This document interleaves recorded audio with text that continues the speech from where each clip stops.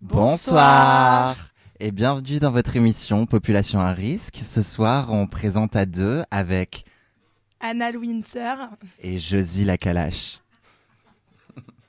Et on est à fond. Et générique.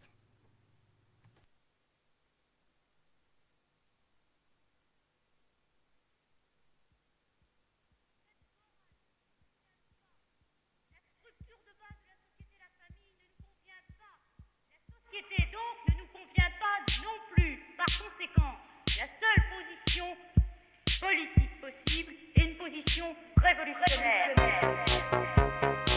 Les populations à risque. Les populations à risque. Les populations à risque. Les populations à risque. Les monstres surgissent des profondeurs de notre esprit. La chasse aux monstres a une histoire aussi longue que celle de l'humanité, une histoire étrange, sombre et profonde. Les populations à risque. Et nous revoilà. Et donc ce soir, on va parler des luttes. On a prévu plein de choses. Il y a Valentin qui est de retour, qui va nous faire une chronique. On va parler de Buffy contre les vampires, de virilisme. Lolo nous a prévu un petit truc aussi. Puis on va commencer par vous laisser vous présenter. Salut, ils m'ont pris ma place. C'est Lolo Lumpen. Voilà, petit caillou. Coucou, c'est Valentin, je suis toujours là, je suis content d'être là. Salut, c'est Poupou Pidou. Et dans les étoiles, Gigi. Dans les volutes de fumée plutôt. Et du coup, on va s'écouter France Gall. Ah non, pas du tout. Ok, on va pas du tout s'écouter France Gall. On va s'écouter Christine and the Queen. Un petit remix. Six Petit remix. Saint-Claude. C'est parti. Souffle saccadé, voilà qui laisse deviner que tout se décide, tout se décide. Qui est comme à la crête, tout détonné, tout me plaît, les mains sont liées, vite, mains sont liées, vite. Celle de tes poignets est tatouée, défigurée par ta manche. Le lion ne sourit qu'à moitié, à mes solitudes immenses. Ton visage ne sera jamais entier, comme tu regardes au dehors. Je porte un portrait dévoré, tout leur destin bord à bord. Here's my station. Here's my station.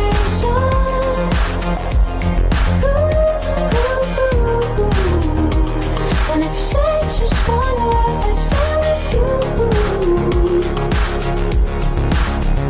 Here's my station. Here's my station.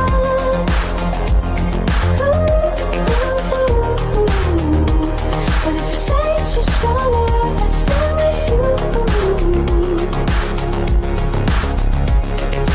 La belle attitude que la patience comme certitude, collier à trois fils, lié à trois fils.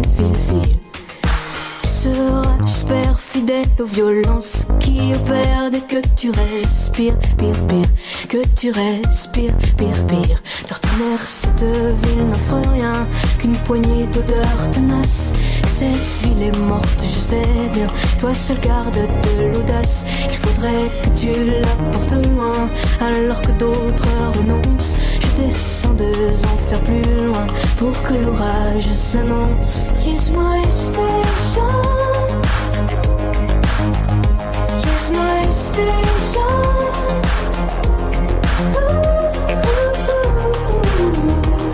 And if you say just one word, I stay with you.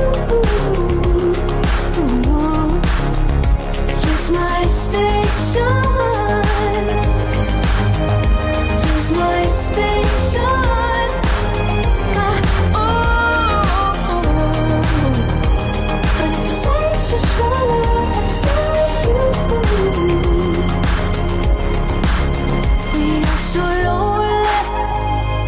this part of town. We are so lonely. We are so lonely. Here's my station. Here's my station.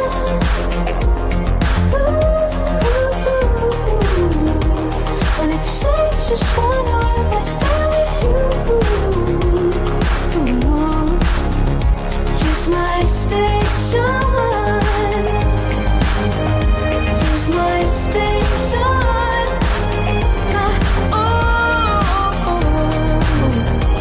But if you say just one word, I stay with you.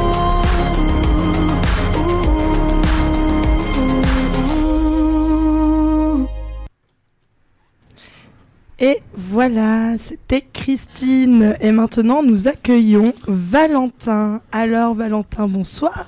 Bonsoir. Alors, Valentin, tu as une chronique à Oui. nous faire. Oui.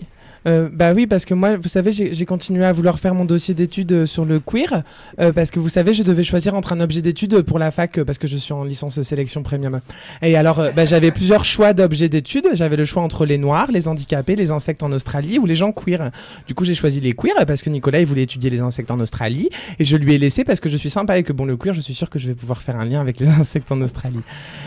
Du coup, pour mon dossier, eh bien, vendredi dernier, je suis allé à une petite soirée qui avait d'organiser, ça s'appelait le Gender Fister Show. Bon, alors moi, je pensais que ça allait être un spectacle sur les gendres et les fils d'eux, hein, Gender Fister Show, mais en fait, pas du tout. Ouh là là, mais pas du tout, hein. En fait, c'était genre des extraterrestres, en fait, qui avaient eu un espèce de petit accident de vaisseau spatial, et qui, du coup, s'ennuyaient un peu sur notre planète. Ce que je comprends un peu, hein, quand même, franchement, parce que des fois, quand même, il se passe pas grand-chose, quand même, sur notre planète. Il y a qu'un seul vaisseau anal, et c'est le mien. D'accord, madame. Alors, je continue quand même. Du coup, alors, donc le vaisseau anal de madame, du coup, ils sont venus dans la plus grande salle du spectacle du monde, la MAC du Crous. C'est elles qui l'ont dit, hein. Moi, je trouvais pas ça si grand. Mais en fait, elles avaient pas l'air d'avoir le même rapport à la mesure que nous, en fait, hein. Pas du tout le même rapport à la mesure. Par exemple, il y avait un moment où il y avait une mère au foyer qui avait une belle photo de famille avec les 2 parents et les 2 enfants souriants. Et ben, en fait, après, la dame, elle défonce le cadre. Elle l'explose, en fait. Elle explose le cadre, elle lui fourre son poing dans la tronche à la famille et le public il hurlait et tout, vas-y. Tout le monde était en délire et ben moi au début je comprenais pas parce que je me disais que la famille c'est bien pour faire des pique-niques sur des nappes à carreaux rouges et blanches et pour avoir la carte amie nombreuse offerte par l'État, pour avoir un rôle social dans la vie quoi, non mais enfin bon. En fait après je me suis dit tant pis pour les pique-niques, dans l'énergie j'avais envie de niquer la famille, les gendres, les fils d'eux, enfin j'étais un peu pris par toute cette poudre colorée qu'il y avait partout, de la drogue sûrement, de la drogue. Je pense que c'était de la drogue parce qu'à un moment en fait j'ai aussi vu 2 femmes étonnamment grandes aux couleurs chatoyantes, aux jambes fines et au regard perçant, très belles. Je me suis demandé pourquoi les hommes n'étaient pas femmes plus souvent. Enfin non, je me suis pas dit ça, mais en fait elles arrêtaient pas de danser et de porter des trucs lourds alors qu'elles avaient des talons de la taille de mon gros double décimètre qu'il y a dans ma trousse que j'ai acheté chez Emma pour 2,50€ seulement. Elles arrêtaient pas de me regarder, j'étais tout ému et en fait, et c'est vrai que je me sentais un peu con à côté d'elles avec mes chaussures plates, mon visage terne et mes lèvres transparentes, mais je crois qu'à un moment il y a une de leurs paillettes qui m'est tombée sur le front et un front de paillettes c'est quand même vachement joli, hein. Pas le parti politique front de paillettes, hein, ça non. Alors il y a eu un cours de catéchisme aussi, hein. Enfin je dis un cours de catéchisme, c'est une façon de parler parce que quand même moi quand on allait au catéchisme avec Marie-Christine c'était pas exactement pareil parce que moi je pensais que j'allais réciter les prières du prêtre, apprendre des versets de la Bible, aller dans la chambre du curé pour jouer avec lui. Enfin un catéchisme classique quoi, mais en fait pas du tout. En fait il y avait la Sainte Vierge qui s'est mise à avoir un espèce de relent d'alcoolisme comme si elle avait jamais goûté le sang du Christ avant, alors que bon quand même on est habitué les dimanches. Et du coup elle est un peu devenue cannibale quoi. Et franchement à la fin elle ressemblait plus à une végane fleurie couverte de sang du Christ qu'à une vierge bleue drapée. Mais moi je trouve que ça lui allait mieux quand même. Et puis il y a eu un moment tout particulier qu'on pourrait appeler au royaume du sale les paillettes de merde sont dorées. Et en fait il y avait une dame très belle aussi qui se déshabillait, peut-être c'était un homme ou un extraterrestre ou pire un comédien, enfin je sais pas, j'étais un peu perdu, mais en tout cas cette personne s'est mise à se contorsionner dans une piscine une sorte de merde en fait. Oui en fait je crois que c'était une piscine de merde, peut-être que c'était des paillettes, peut-être que la merde c'était des paillettes ou que les paillettes c'est de la merde, enfin je sais pas, mais en tout cas je l'ai trouvé recouvert de trucs vachement beaux quoi, merde. Et la personne, elle dansait, elle souriait, on s'en foutait de savoir si ça sentait la merde ou pas, tout ce qu'on voulait, c'était se recouvrir de paillettes tous ensemble. Oh là là, il faut absolument pas que je marque ça dans mon dossier d'université, non. Et c'est sans vous parler du moment où il y avait un homme aux cheveux longs qui a fait un striptease sans même se déshabiller, ce qui est quand même vachement fort. Ou alors c'était une femme qui était plus virile que moi, ou alors c'était un extraterrestre vachement doué de ses mouvements. Et c'est sans vous parler d'une aristo pas du tout coincée du cul, une aristo à perruque et à robe telle Marie-Antoinette, mais pas Marie-Antoinette de Coppola, hein, plutôt une Marie-Antoinette un peu gothique que je savais pas qu'il y en avait des comme ça. Enfin, ils avaient pas fait ça dans la comédie musicale du Roi Soleil. Bon. En fait, c'est sans vous parler non plus des odeurs de sueur, du goût de la bière, sans vous parler du léger picotement anal qui m'a parcouru au moment des saluts, sans vous parler des sextoys, de leurs préservatifs, des roses vaginales, sans vous parler de la diva tendre et délirante. Bon, en rentrant, j'ai quand même demandé à ma maman de m'aider pour rédiger le dossier. Elle m'a demandé pourquoi je faisais pas un dossier sur les insectes en Australie, comme tout le monde. Je lui ai dit que maman, quand même, une soirée de lutte queer, c'est quand même vachement plus vivant. Les insectes australiens, c'est ennuyeux. Il y a rien de plus ennuyeux à part les cours d'éducation morale du lycée qui... J'aimerais bien les rencontrer pour leur proposer de faire un pique-nique et de faire des entretiens semi-dirigés, mais ils sont sûrement repartis sur leur vaisseau spatial. Alors il me reste qu'à extraire avec la pince à épiler de maman les quelques paillettes qui restent dans ma moustache pour les mettre en signature de ma lettre de démission de l'université de sélection et attendre la prochaine étape de ce vaisseau interspatial. Pardon. Merci Valentin. Merci Valentin. Merci à vous. J'espère que ta maman était pas trop fâchée que tu sortes tard le soir comme ça. Non, mais je vais lui montrer la captation et j'espère que ça lui fera le même effet qu'à moi. Elle va adorer.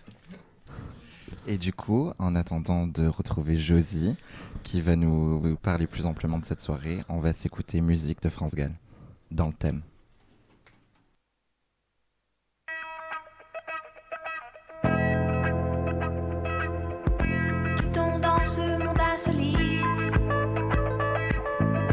Le bruit des pelles mécaniques qui construisent quoi, faisons taire les mélancoliques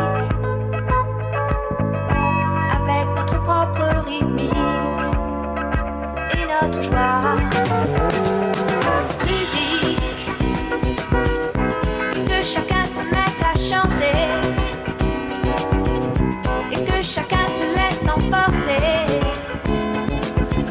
Chacun tout contre l'autre serré,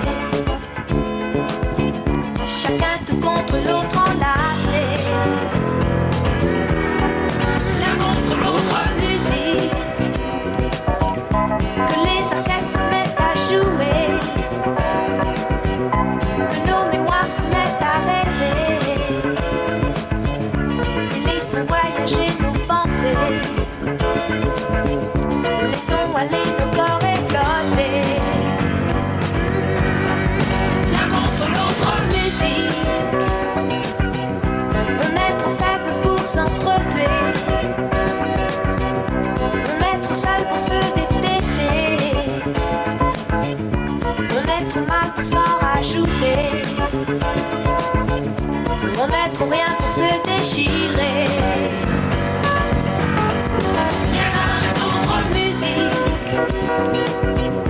Déposons nos armes à nos pieds,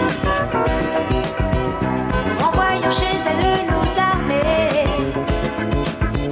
jetons à terre nos boucliers, claquons des doigts et frappons du pied. 1, 2, 3, 4 musique, 12, 12, 12, 12, 12 musique.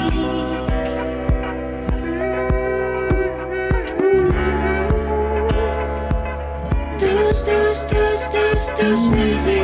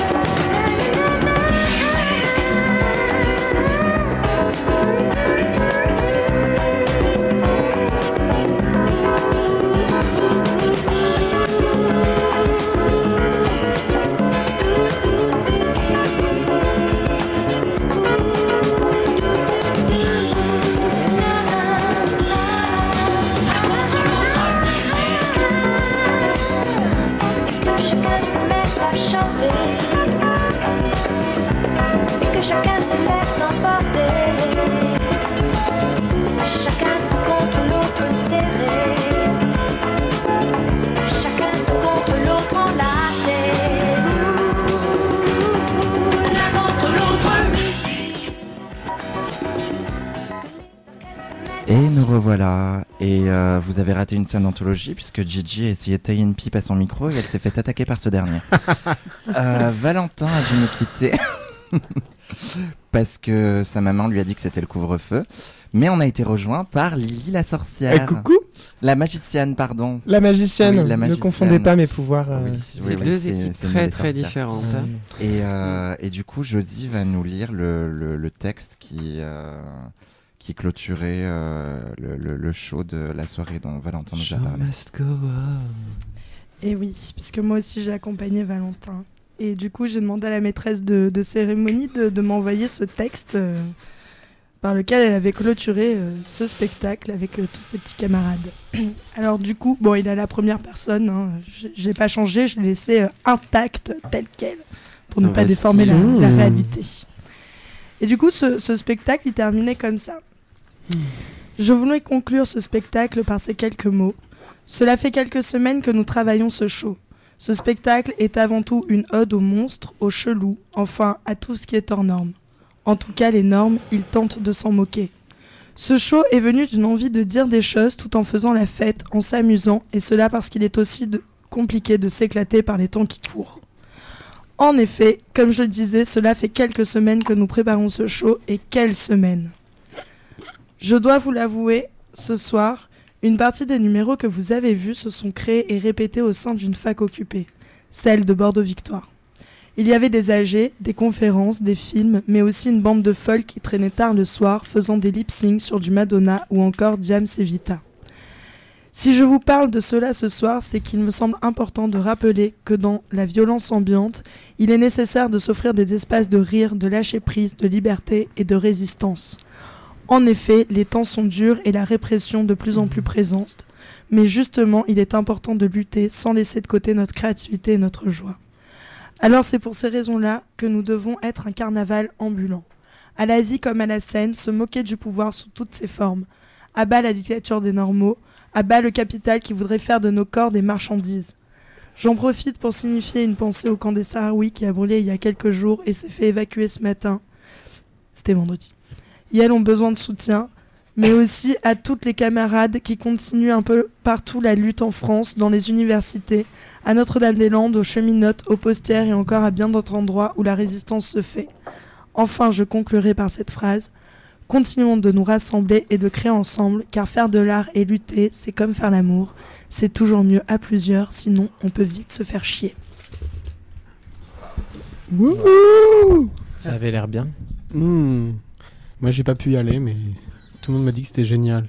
Ah, quel dommage. D'ailleurs, en parlant de gens qui n'ont pas pu y aller, on fait un petit coucou à Socrata et à Queen de Bar. On vous aime. Beaucoup. Du coup, ce qu'on peut faire maintenant, c'est par rapport à ce à quoi on a assisté vendredi soir, peut-être parler des soirées queer qui existent. Lesquelles? Peu. Ou qui n'existent pas à Bordeaux. On peut en parler sur le thème du manque. De l'addiction. Des soirées queer à Bordeaux. Alors c'est vrai qu'il y a excusez-moi, il y a eu un temps là à Normes qui a fait pas mal de soirées, donc ça c'était cool. Mais donc là on sait plus trop là ils en font plus trop. Donc il y a les soirées Cinémarge. Juste pour faire une petite liste déjà de ce qui se passe, c'est vraiment cool bien, quoi. C'est Cinémarge qui font ça depuis des projections à l'Utopia depuis maintenant super longtemps, quoi. Et après... Pour information, réécoutez l'émission 3 de Population à risque. Oui. Interview Reine Christine de Reine Christine de Cinémarge. Et après, bon, il y a des trucs aux pompiers. Bon, c'est du queer paillette un peu, mais bon. Et... je crois que c'est tout. Hein. C'est tout, hein. Il y a peut-être des choses qui nous manquent, mais d'ailleurs, si jamais vous avez des soirées vent de ce genre de soirée, n'hésitez pas à envoyer un message dans le ciel, puisque nous n'avons pas d'adresse, il me semble. C'est bien essayé. La mairie, elle n'a pas encore récupéré le truc en faisant des soirées, non? Ça va arriver. Par contre, on a eu vent que... en novembre, il y aura une soirée qui va être organisée en espèce de bal gay par la mairie de Bordeaux. J'adore. Dans la nouvelle salle qu'ils ont rénovée là. Voilà. Et puis ça va contribuer à faire La un petit peu normalisation. plus, oui, exactement, à nous normaliser. Mais comme ce qui se fait déjà à Paris avec la politique d'Anne Hidalgo Et- autour de ces questions-là. non. Et puis c'est à Grand Parc en plus, donc c'est encore drôle, c'est hyper drôle parce que c'est là où il y a tous les noirs et les pauvres, quoi. Donc c'est pour un peu leur expliquer ce que c'est les gays, et c'est bien les gays. Mais les gays occidentaux en tout cas. Voilà, les gays occidentaux, et que c'est des homophobes et qui doivent s'adapter, quoi. Mais bon, on attend de voir ce que la mairie va proposer. Oui. Mais ils ont du budget, donc logiquement ça pourrait être cool. Donne-nous Oui. tout, Alain. Donne-nous tout. Oui. Faudrait qu'on fasse nos soirées, nous, hein. Mais après, ce qui était cool, sinon pour revenir quand même à la soirée de vendredi, c'est que on était dans un espace où pas les règles, mais je sais pas comment dire ça. Certains codes étaient déjà posés en fait, des codes de respect des autres et de bienveillance. Et Pardon, j'ai cassé mon string. tu m'as Je suis tout désolé. coupé, quoi. Et le string de Lily vient de craquer, on dirait. Je suis désolé. Oui, Tu non, disais, alors, pardon. Oui, je disais que et du coup il y avait un truc très clair en fait pour que les gens qui participaient à la soirée soient en respect les uns des autres et de ce fait-là en fait il y a une espèce de communauté qui s'est faite dans la soirée. Enfin moi j'ai rarement vu ça en soirée queer en fait. On était tous bien les uns avec les autres, peu importe l'attitude qu'on avait, peu importe le corps qu'on avait, peu importe la façon qu'on avait de danser, peu importe la façon dont on était habillé et ça c'était hyper chouette.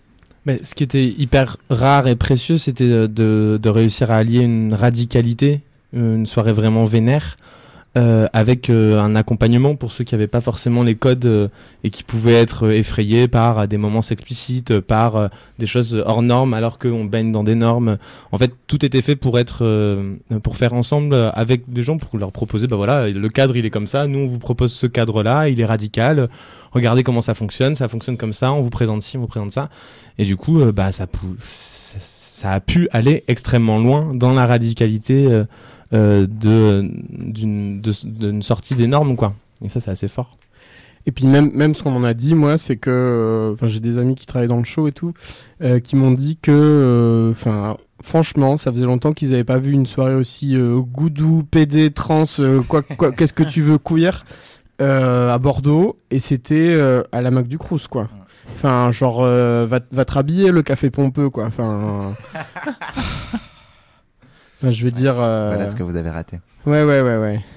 Non, mais c'est bon, quoi. Et peut-être ce qui est important à noter, c'est que c'était pas, c'était un peu dit aussi, mais c'était pas que des initiés qui étaient à cette soirée, quoi. Il y avait vraiment des étudiants, des vieilles personnes un peu éloignées de ça, d'un milieu universitaire, des hétéros, qui se sentaient bien en minorité. Il y avait quelque chose d'assez agréable finalement à changer et à inverser ces normes-là, mais encore dans un truc assez, ouais, je sais pas. Moi, j'ai trouvé ça. J'ai pas envie de dire inclusif, je déteste ce terme. Accueillant. Chambé. Chouette. Chambé.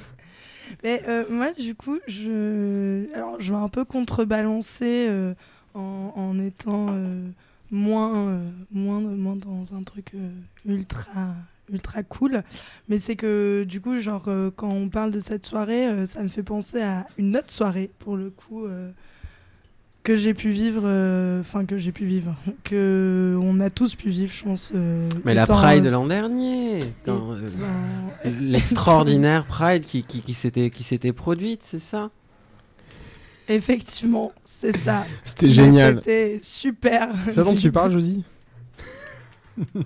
Mais en tout cas, c'était complètement, effectivement, différent de ce qu'on a l'habitude de voir et de ce qu'on peut se représenter des soirées gays, des soirées queer. Moi, je suis pour le coup pas forcément initié à ces soirées-là, et du coup d'avoir quelque chose qui politiquement reste radical, anticapitaliste, anti-patriarcal, et d'avoir un rapport vraiment différent à ça, et festif dans la lutte, et humble aussi. C'est pas genre, c'est bon, on va réussir à détruire l'hétéronormativité en un claquement de doigts, mais plus on en rigole. Ça a quelque chose de jouissif aussi, quoi. Oui, et puis on a vu des drags. On a vu des drag kings, des drag queens. Alors, les drag kings, on en voit assez peu. Et puis à Bordeaux, bon voilà. on en a vu quelques-uns quand même aux soirées d'Arnhem. Et des drag queens. Et des drag queens, à Bordeaux, moi, de mon souvenir, je n'en ai vu que... Jamais. Si, il y en a, j'en ai vu une fois au Café Pompier, mais pour une soirée d'Arnhem. Et puis après, on en croise de temps en temps quelques-unes, ou en boîte et en bar gay. Ouais. Puis voilà, on a déjà parlé de ces Et ça lieux-là resterait ici. confiné, quoi. Oui. Et sinon, on en voit sur les chars de la Pride, le jour de la Pride.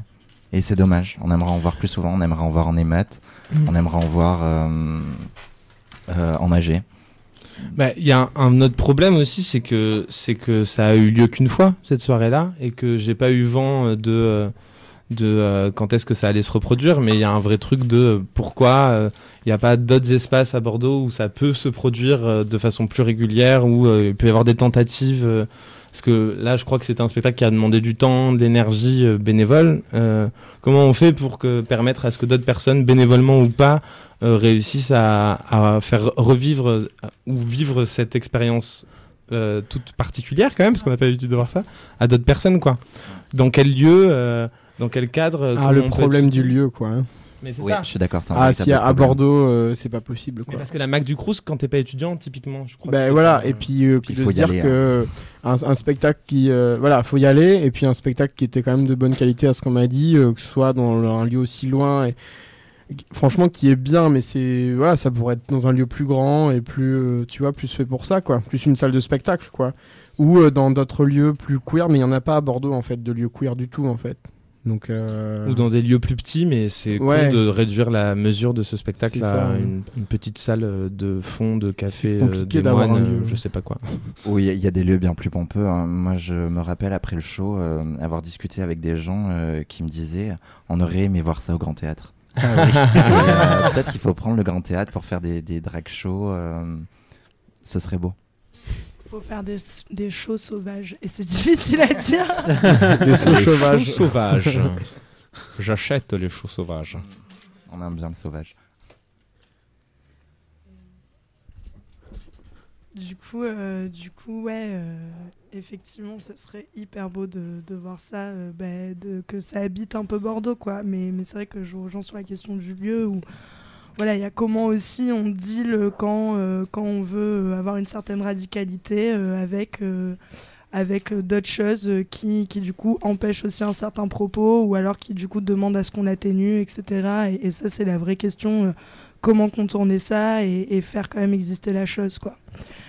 Mais c'est vrai que voilà, il y a eu du coup cette soirée assez cool et vraiment voilà, qui a fait du bien en énergie en tout cas. Enfin, ce qui était assez beau, c'est que de voir voilà une énergie commune qui s'est créée et où les gens étaient vraiment contents, c'était le mot, quoi, contenteux. Oui, puis en harmonie aussi.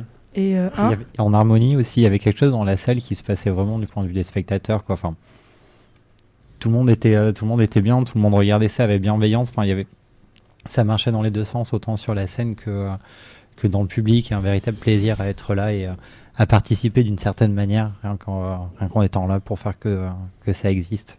Et ce qui s'est pas vu non plus à plusieurs soirées queer auxquelles j'ai pu participer, c'est qu'il y avait un truc commun sur l'engagement politique en tout cas, et qu'une soirée on peut s'y amuser, on peut boire, on peut fumer, prendre de la drogue, etc.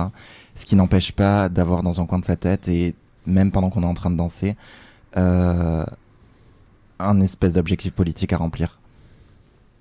Ou même si c'est pas à remplir, à penser, à réfléchir, à imaginer.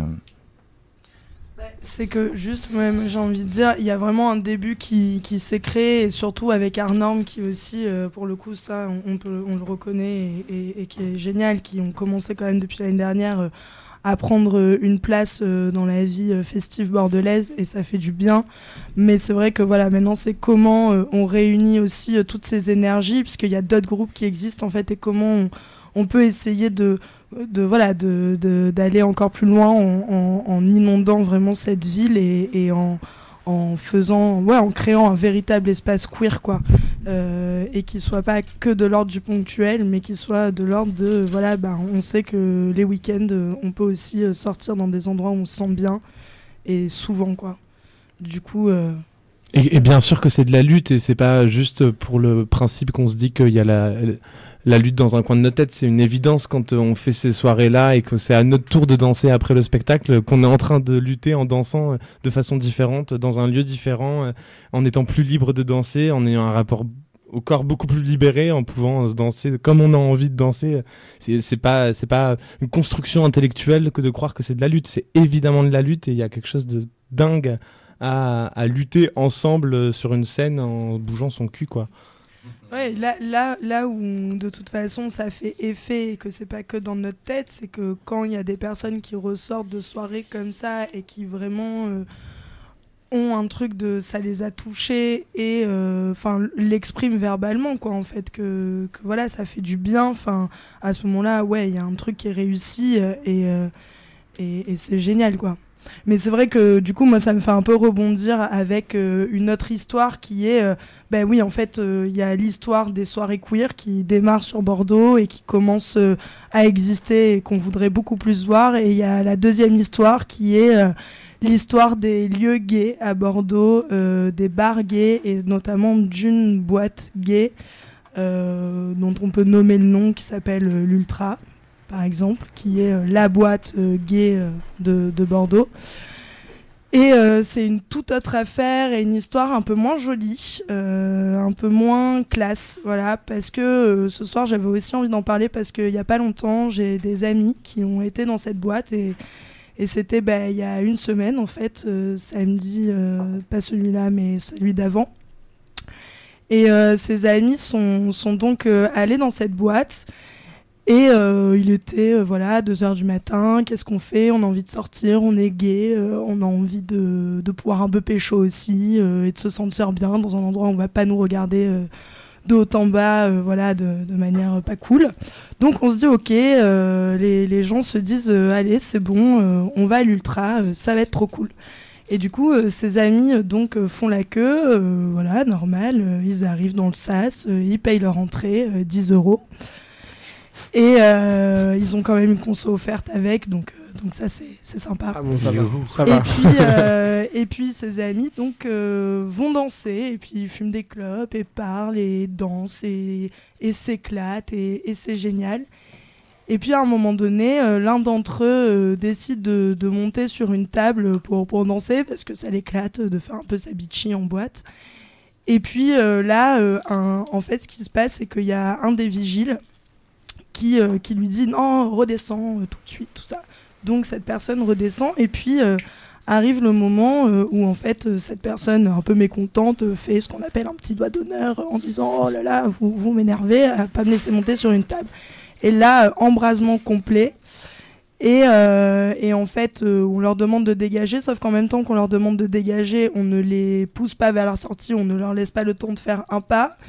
Deux personnes se jettent sur l'une d'entre elles. La maîtrise, cette personne crie puisque cette personne ne sait pas quoi faire et se sent emprisonnée. Et cette personne se retrouve la tête par terre à se faire tirer les cheveux du bout de la boîte jusqu'à l'autre bout, en fait, jusqu'à la sortie. Donc cette personne continue de crier puisqu'elle n'arrive pas à se débattre et que c'est douloureux. Et donc là, des shoots à la tête, sur le corps, dans la mâchoire sont envoyés. Elle arrive sur le trottoir où on la repousse violemment, on lui jette ses affaires dessus en la repoussant une deuxième fois au sol. Et elle se relève et elle voit deux amis à elle avec un œil complètement pété, l'arcade en sang, l'œil en sang, voilà, et un deuxième ami avec le nez et la bouche en sang. Et en fait, heureusement pour elle, il y avait d'autres personnes pour les aider, les urgences qui sont venues, qui ont fait leur travail. Mais tout ça pour conclure l'affaire, que ces personnes ce soir-là ont payé quand même 10 € pour se faire agresser. Et je pense que dans une boîte gay, par des vigiles qui sont censés protéger, ou du moins faire en sorte que les choses se passent bien et pas tabasser des gens. Et j'avais envie de raconter cette histoire parce que quand je les ai vus et qu'on m'a raconté ça, j'avoue que ça m'a bien mis les boules. Et que bon, déjà c'est pour faire passer le message et de dire peut-être qu'on va finir par plus y aller, ça serait bien. Et la deuxième chose, c'est pour dire aussi que voilà, malgré le fait qu'on soit dans des espaces où on a la sensation, parce que c'est des endroits gays, etc., qu'on échappe à toute règle de violence, en tout cas de violence qu'on pourrait retrouver ailleurs. En fait, non, la violence, elle existe, elle est encore plus dure qu'à certains endroits qu'on a pu fréquenter. Et ça, c'est bien dommage, quoi. Et peut-être... Ouais. Mais du coup, ce qu'on peut dire, c'est que... je sais pas, on peut appeler un boycott de l'Ultra, peut-être. Oui. Et notamment de ce qui se passera... généralement, c'est derrière le char de l'Ultra qu'il y a le plus de monde à la Pride. Et peut-être qu'il faudrait pas que ce soit derrière leur char qu'il y ait du monde cette année à la Pride. Non, Justement pour ne pas les soutenir dans ce genre d'idéologie fascisante où les vigiles ont tout pouvoir et se permettent de frapper des gens qui ne les ont jamais frappés en fait. Oui, et on ne va pas à l'after non plus, parce que c'est toujours eux qui font l'after officiel. C'est qui cette année? C'est Cyril Hanouna qui y va? Ouais, on sait pas. Bon. D'ailleurs, il y a Francky Vincent qui joue à l'Ultra. Mais bon. Voilà, n'y allez pas. En tout cas, on les emmerde. Donc du coup, pour contrebalancer ça... juste pour finir quand même sur une note un peu plus positive, l'Ultra, on a compris, on n'y va plus. Mais par contre, on essaye de se bouger et de créer des belles choses à côté et de faire des soirées qui sont... safe, bienveillante et surtout on a de la liberté aussi, quoi. Ouais. Et du coup, donc, pour contrebalancer ça, Poupou Pidou nous a préparé une petite chronique où on va parler sorcières, vampires, féminisme et surtout Buffy contre les vampires. Tout à fait. Et juste avant, on s'écoute le générique de Buffy contre les vampires, du coup.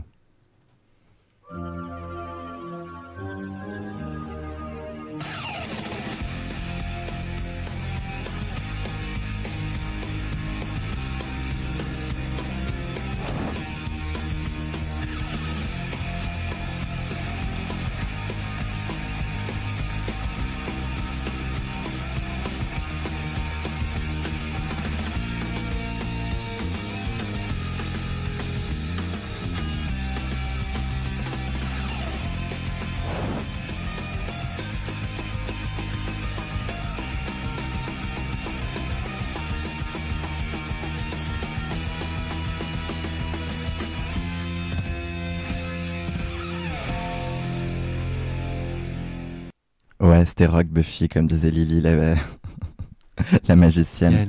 Et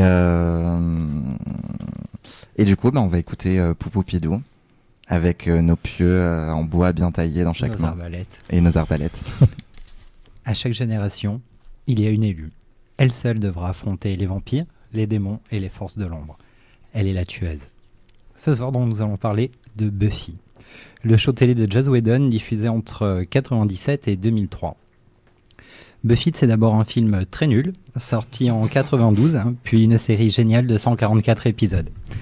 À propos du film, le scénariste puis showrunner de la série dira « J'avais écrit un film effrayant à propos d'une femme qui s'est émancipée, ils en ont fait une comédie légère, c'est à vous briser le cœur. » L'idée de base derrière la série, c'est de subvertir le cliché de la jolie jeune fille blonde qui se fait piéger par un monstre et ou un tueur et qui meurt à la fin. Buffy, cette jeune fille blonde, sort donc le soir pour hanter les cimetières en se faisant passer pour une fausse proie afin de reprendre la nuit aux oppresseurs, démons et vampires qui s'y cachent. Cette idée est directement mise en scène dès la séquence d'ouverture du show, où l'on voit une jeune femme en apparence effrayée se transformer en vampire et dévorer l'homme qui l'accompagne. Le spectateur se voit pris au piège de ses propres attentes face aux clichés du genre. L'homme dans la scène est lui aussi pris au piège de sa posture de dominant qu'il croit acquise. La série va donc décupler cette image durant 7 ans, pointant les stéréotypes de représentation de l'image féminine censée être fragile pour mettre en lumière l'étendue de sa force, et ce jusqu'au climax de la saison 7 et au soulèvement de toutes les tueuses en devenir. Buffy se joue donc de tout et beaucoup des spectateurs. En lui agitant le drapeau du monstre d'un côté, c'est en fait une toute autre histoire qu'elle vient lui raconter. Pour reprendre l'idée de Joss Whedon, la mission première de la série, c'est la joie liée au pouvoir féminin, avoir le pouvoir, l'utiliser et le partager. La série peut se décomposer donc en 2 grands arcs principaux, saison 1 à 3, survivre au lycée et à son enfer, saison 4 à 7, affronter la vie elle-même et lutter. Ainsi, on peut entendre à la fin de la saison 5 Buffy dire « Le plus difficile dans ce monde, c'est d'y vivre, sois courageuse, vis ». Le show, comme ses personnages, n'a de cesse de se montrer sous une forme pour nous présenter au final autre chose. Sous son aspect de série télé mi-humoristique, mi-fantastique pour adolescents, on ne s'attend pas à ce que Buffy vienne nous parler d'oppression, de lutte.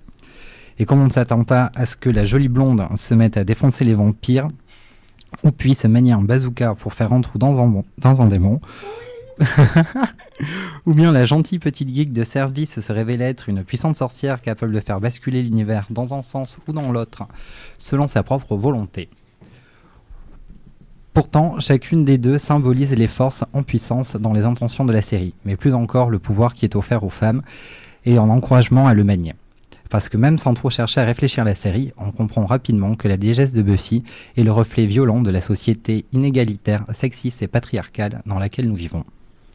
Ainsi, sous plusieurs formes, la série va s'attaquer aux oppressions faites aux femmes, qu'elles soient infantilisées, dans Sans défense ou l'inspection, discriminées, intolérance, victimes de violences physiques ou sexuelles dans Innocence, La soirée de Sadie Hawkins, Les Belles et les Bêtes, Chagrin d'amour, Rouge Passion. On parle aussi de viol, d'esclavagisme sexuel, voire de tournante, des thèmes qui sont abordés dans la saison 6 au travers des personnages de Spike et Warren.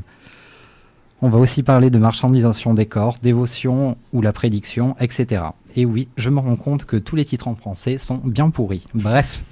Si Buffy milite en faveur de l'anéantissement du patriarcat et pour que le pouvoir qu'on leur a usurpé soit enfin rendu aux femmes, voir l'épisode La fin des temps partie 2, saison 7, ce n'est pas non plus une lutte unique qui l'empêche de mener d'autres combats. Faisons donc un tour rapide et sélectif des luttes dans Buffy. Qu'elle le revendique ou pas, Buffy la série est queer. Parce que, certes, elle rend le pouvoir aux femmes, mais avec elle à tous ceux qui se sentent à la marge, exclus, déconsidérés, hors normes. C'est un peu Patti Smith qui chante « Power to the people », ou du moins on pourrait dire « Outsider have the power ». A priori, le personnage le plus significatif de ce principe est Willow. D'abord identifiée comme la paria du lycée, elle va commencer par se servir de ce qui l'exclut des jeunes de son âge, à savoir la volonté de savoir et de connaissance, voire de conscience et de son intelligence, comme autant d'armes pour monter au combat avec Buffy, jusqu'à gagner en puissance en éveillant la sorcière en elle, étendard ultime des principes de force féministe et du pouvoir dans la série. Mais la sorcière, autant est-elle une image puissante, autant elle demeure également une proie de la marginalité, voir notamment l'épisode Intolérance de la saison 3 et Toutes les peines du monde, saison 6. De plus, Willow va catalyser les messages et représentations queer de la série en vivant une histoire d'amour avec une autre femme, offrant à l'époque la relation de couple de même sexe la plus longue qu'une série programmée sur un network américain ait pu connaître, soit environ 3 saisons. Les autres membres du Scooby Gang ne sont pas en reste qu'à sur marge. Alex est le loser du lycée, mais il est aussi le seul membre à ne développer aucun pouvoir ou don. Certainement en raison du fait qu'il soit un homme, ce qui fait déjà de lui un outsider au sein même de son propre groupe. Anya est un démon de la vengeance, âgé de plus de 1000 ans, coincée dans un corps d'ado qui doit s'adapter à un mode de vie qu'elle ne connaît et ne comprend pas. Elle devient l'image de l'esprit mutilé par le capitalisme à force de vouloir se borner à s'uniformiser à la société, pour enfin y être reconnue et acceptée. Dawn est une source d'énergie instable, matérialisation de l'adolescence au moment où les autres ont cessé de l'être, les renvoyant à ce corps qu'ils ne souhaitent plus être. C'est aussi la figure de celle qui sait rediriger ou rendre le pouvoir, quand il faut pour s'assurer une plus grande victoire dans la lutte. Giles est ce faux père, sans cesse remis en question et défié par Buffy et le groupe. Pourtant, il est aussi un outsider, adulte parmi les jeunes, détenteur d'en savoir qu'il ne peut prodiguer qu'à une minorité, parce que personne d'autre n'est là pour l'écouter. Ensemble ou séparément, ils offrent toutes les représentations dans lesquelles les hors-normes peuvent se retrouver. Aussi Buffy est-elle une héroïne queer, ou du moins pour les jeunes queers, parce qu'ils peuvent s'identifier à elle. Elle est forcée, de par son statut de tueuse, de lutter contre les oppressions, qu'elles soient métaphoriques ou pas. Ce même statut l'isole du reste du monde, la place à la marge, même de ses proches. Et cette idée est volontairement filée par le show au cours des 2 premières saisons. Buffy porte le secret de sa mission de tueuse, comme si elle préservait le secret sur son homosexualité, n'en faisant part qu'à un groupe restreint d'initiés. La fin de la seconde saison l'oblige pourtant à dévoiler ce secret à sa mère, qui avant de la mettre à la porte lui demande si elle a choisi d'être une tueuse, parce qu'elle n'a pas eu de figure paternelle assez forte à ses côtés, et si elle a déjà essayé de ne pas être une tueuse de vampires. Et Buffy de lui répondre « Non, ça ne s'arrêtera pas, jamais. Est-ce que tu crois que j'ai choisi d'être comme ça? As-tu la moindre idée d'à quel point je me sens seule ?» Après Buffy, c'est la série elle-même qui va se queeriser petit à petit. D'abord saison 3 avec les personnages de Larry, qui après avoir malmené Alex va lui faire son coming out et déclarer plus tard « Je suis tellement sorti du placard que maintenant ma grand-mère m'organise des dates ». Puis avec Bad Willow, version vampirique alternative du personnage qui va semer la germe de l'ambiguïté de la sexualité de la jeune fille, jusqu'à l'arrivée de Tara, saison 4, qui va réveiller la sorcière. Mais pour Willow, pas d'effet d'annonce tragique, le scénario prend le temps de creuser la relation et de la mener de sorte que les spectateurs et le groupe de la tueuse n'ont d'autre choix que de faire avec. Quant à Joss Whedon, dans un commentaire audio de la série Angel, il s'étonne qu'il n'y ait pas plus de gens pour penser qu'Angel et Spike ont forcément couché ensemble vu toutes les années qu'ils ont passées côte à côte. Buffy et ses amis forment a priori une bande de reclus à qui l'on pourrait reprocher un univers majoritairement blanc et en dehors des réalités politiques. Pourtant, dans son ouvrage La femme sacrificielle, Anne Dufresne-Mantel écrit « Buffy vient inquiéter dangereusement l'espace social où elle est inscrite. Elle vient subvertir les catégories politiques de l'espace commun et de la famille. » En effet, dans ses luttes, Buffy démonte la famille, la religion, le patriarcat et ses institutions. Elle s'attaque au gouvernement, au travail et mène une révolution. La famille est un objet qui n'a de cesse d'être constitué et mis à mal par la série. Buffy arrive à Sunnydale parce que ses parents ont divorcé, le père demeure absent, la rencontre avec un beau-père prend un tournant de domination masculine et se solde par un meurtre dans Ted, saison 2. L'arrivée de la sœur, saison 5, tourne à l'apocalypse et entraîne la mort de la tueuse. Après tout, elle ne meurt que 2 fois. Pendant le temps où Buffy est morte, ce sont Willow et Tara, le couple lesbien, qui font office de parents pour Dom. Aussi, la série tente à développer l'idée que la famille, c'est les gens qu'on a choisis pour la constituer. Mais plus le gang se repose sur ce modèle d'une famille, plus il entre en crise. Détruire le travail, elle le fait aussi. Dans Anne, le premier épisode de la saison 3, Buffy a dû partir de chez elle. Elle a dû se trouver un travail et semble complètement lobotomisée. À la fin de l'épisode, elle se retrouve dans une dimension infernale où les travailleurs sont enchaînés. Pour la première fois, Buffy ne livre plus un combat individuel, mais collectif.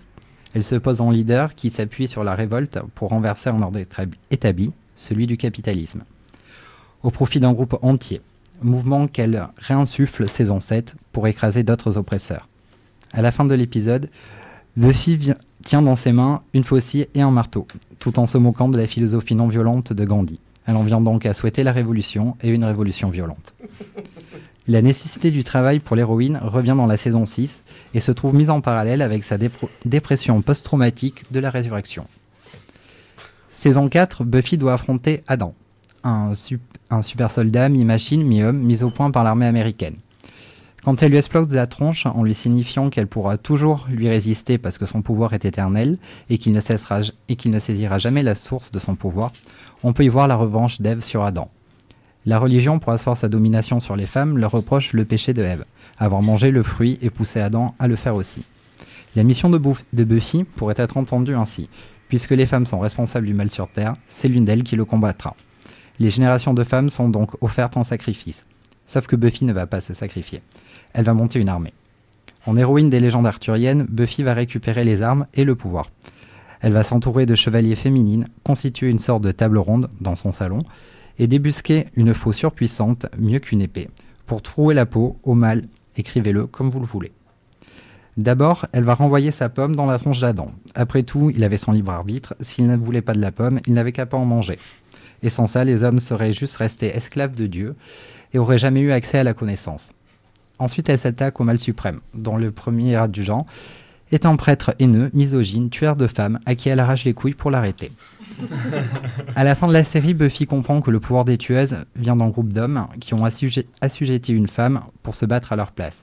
Et plutôt que d'accepter d'avoir encore plus de pouvoir, elle décide de partager le sien, faisant de chaque tueuse en devenir une tueuse à part entière. Buffy prend un pouvoir horizontal et partagé. C'est la société des marginales rêvée par Virginia Woolf. C'est la fin du patriarcat et des institutions dominantes. Au fil des saisons, la série a rompu avec le Conseil des observateurs. Ces hommes censés entraîner la tueuse à mourir, l'isolant socialement pour mieux la contrôler, distillant leur savoir pour s'assurer que leur pouvoir reste une nécessité. Elle a renversé le maire de la ville et sa domination, mis le feu au lycée, 2 fois, affronté le gouvernement en mettant à sac son projet militaire et soulevé une armée de femmes qui, considérées comme trop puissantes, seront déclarées comme terroristes, mais ça c'est dans les comics, c'est donc une autre histoire. Pour pré-conclure, j'aimerais lire un extrait d'un article de Posture écrit par Marie-Ève Tremblay-Cléroux. Dès lors, le phénomène d'apparition et de disparition des tueuses à la vie très courte, aux quatre coins de la planète, peut rappeler l'intermittence propre aux lucioles. Nous avons donc en quelque sorte une responsabilité à l'égard de la série, celle de balayer du regard l'immensité de la culture populaire et d'affirmer que notre façon d'imaginer gît fondamentalement une condition pour notre façon de faire la politique. L'imagination est politique. Voilà ce dont il faut prendre la mesure. En effet, au-delà de la tension constante entre la force de la tueuse, le savoir détenu par les autorités et le véritable pouvoir, la série s'ouvre sur un vaste éventail de questions morales. Par la révolte, l'opposition féroce des personnages devant les injustices sociales et le nécessaire usage de la violence dans une visée émancipatrice. Et pour terminer, je vais citer Buffy elle-même. Imaginez que vous avez ce pouvoir. Maintenant, à chaque génération, une tueuse vient au monde parce qu'une bande de types qui sont morts il y a des milliers d'années ont fixé les règles du jeu. Ces hommes étaient puissants, et cette femme, Willow, est plus puissante que tous ces hommes réunis. Alors changeons les règles de ce jeu. Moi je dis que mon pouvoir devrait être votre pouvoir. Demain, Willow utilisera l'essence de la faux pour changer notre destin. À partir de maintenant, toutes les tueuses potentielles qui attendent de par le monde deviendront des tueuses. Toutes les filles qui attendent d'avoir le pouvoir auront ce pouvoir. Celles qui étaient soumises résisteront enfin. Des tueuses, chacune d'entre nous. Faites un premier pas. Êtes-vous prête à être forte ? Oui. Ah, ça donne envie de le regarder, hein. Waouh, ouais, au feu Netflix et vive Buffy contre les vampires. Un marathon de Buffy. Ouais, il faudrait qu'on organise ça. Hein. C'est un peu long, mais ça se fait. Ouais, mais waouh. Ouais. Merci Poupoupiedou. De rien. Mais étant donné que, bon, on n'est pas très nombreuses et nombreux à avoir vu Buffy, je sais pas si on peut trop avoir une discussion là-dessus. Oui. Mais sauf si vous avez des choses à dire, bien sûr. Bah, qu'il faut regarder Buffy, quoi. Ouais. Il y en a beaucoup qui l'ont vu ici. Anal. Ah, d'accord. On est deux donc. Bah, je crois que mais regardez-le, on en reparlera. Je confonds même avec Charmed, je crois. Si tu veux rien à dire. Est-ce que Sabrina c'est féministe? Sabrina la Poupoupiedou. C'est crypto-féministe. Pas vraiment. Ok, bon bah du coup on va s'écouter Personal Jesus de Depeche Mode, mais c'est un remix et de je ne sais plus qui, c'est pas marqué en fait. Et ensuite je vais revenir pour vous faire une petite chronique. À tout de suite.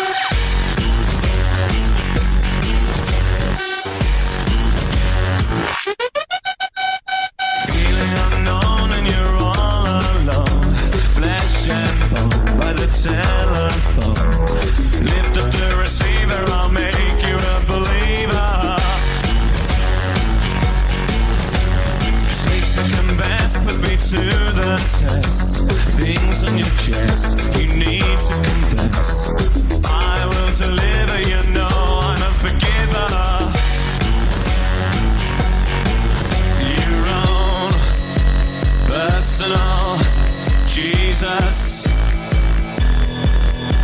someone to hear your prayers, someone who cares.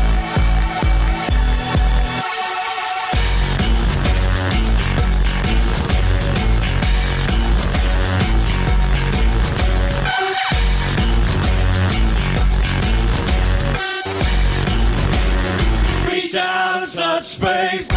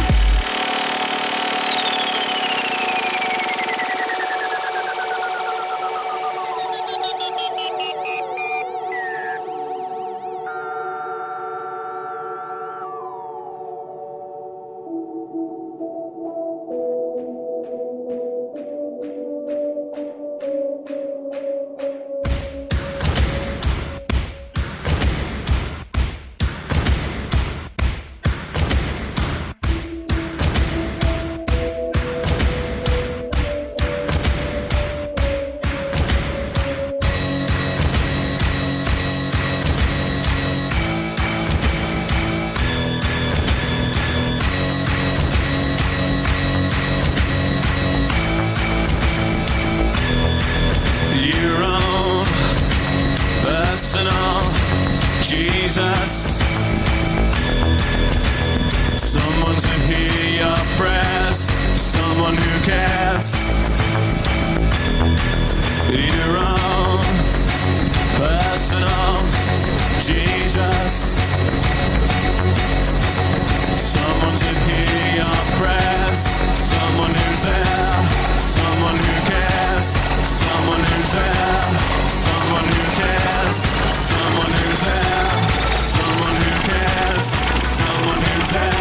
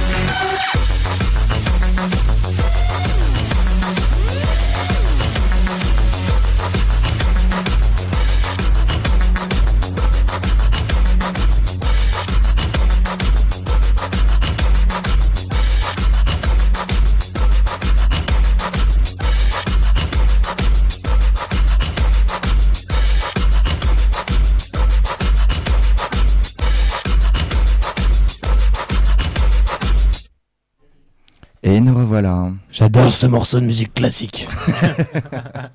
Merci Lily. Et du coup, pour continuer dans le thème de l'émission, moi je vous ai préparé une petite chronique sur la lutte et le virilisme, et notamment sur les Black Blocs. Et je vais commencer par vous lire un texte d'un fanzine qui s'appelle Matraque, c'est numéro 2, par le collectif Nocturne Diurne. Ça fait comme ça. En préalable. Toute lutte hétéronormée par essence fasciste, toute lutte hétéronormée par essence coloniale, toute lutte hétéronormée est vouée à l'échec, toute lutte hétéro-reproductrice est vouée à l'échec. Toi, petit mal en short qui vient dans les manifs sous une banderole virile, toi qui essaies de choper des meufs et de reproduire la lutte du grand sexe dressé, toi qui te prosternes devant l'affrontement vain, matraque contre matraque, bite dressée contre bite dressée, fais-toi enculer et fous-nous la paix. Toi, petit blanc en noir qui vient dans les manifs sous une banderole virile, toi qui essaies de vivre le grand soir, le frisson et l'adrénaline, toi tu as oublié que la lutte devait être sensée.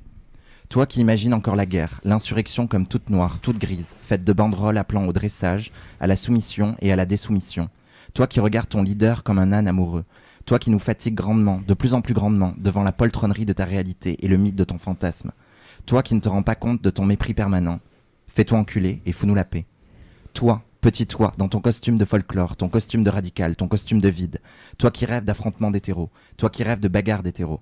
Toi qui rêves de branlettes devant les lacrymos. Toi qui balance un pavé comme il balancerait son chibre à la face du monde. Toi aussi, fais-toi enculer, fous-nous la paix. Toi qui ne t'es jamais fait enculer et qui n'y a même jamais pensé. Fais-toi enculer, fous-nous la paix. Deviens un peu monstrueux, un peu minoritaire. Arrête de nous faire perdre notre temps. Arrête de penser en fonction de ton temps, de ton mode de vie, fascisant, de ton existence minable de bites dressées. Arrête de nous emmerder avec tes discours sur la lutte sans jamais qu'elle ne te concerne ni de près ni de loin. Arrête de nous emmerder avec ta mollesse d'hétéroflic blanc bourgeois. Arrête de nous emmerder avec ta normalité. Arrête de prêcher ta norme, on en a ras-le-bol de ta norme. Arrête de penser la lutte comme une reproduction hétérosexuelle. Je t'assure, si tu y penses 2 secondes, t'es vraiment qu'un connard d'hétéro blanc. Même ta lutte est hétéro. Détruis ta tête, je t'assure qu'on en a besoin. Émancipe ta tête, je t'assure qu'on en a besoin. La lutte ne pourra plus être que queer, sinon elle ne sera qu'à peine ébauchée. Queer, minoritaire, anticolonial, racialisé. Ta lutte ne pourra être qu'anticoloniale. Et pour te le rappeler, puisqu'il faut te le rappeler, l'hétérosexualité est un colonialisme comme un autre, un fascisme comme un autre. Un mode de vie, un mode de pensée, un mode de domination et d'asservissement. Vis ta vie de queer. Essaie de vivre une vie de queer, une vie de monstre, une vie de femme, une vie de pédé, une vie de gouine, une vie de juif, une vie de noir, une vie d'arabe, une vie de musulman, une vie de rome, une vie de tout ce qui n'est pas toi. Essaie de penser ta lutte, d'imaginer ta lutte, de réaliser ta lutte comme dépossédée entièrement de ton putain de mode de vie unitaire et fasciste. Ça ne te pose pas de problème qu'on soit une minorité, jusqu'à ce qu'on affirme que tu nous écrases, que tu nous maltraites en permanence, et sans jamais t'en soucier. Vire-toi de ta tête de blanc, de ta tête d'hétéro, de ta tête d'homme, déserte et démobilise-toi de ça, de ton plus profond ça. La lutte ne peut être qu'une position. Ne peut pas être qu'une position, pardon. Elle doit être vitale. Définitivement, fais-toi enculer, fous-nous la paix, et reviens lutter.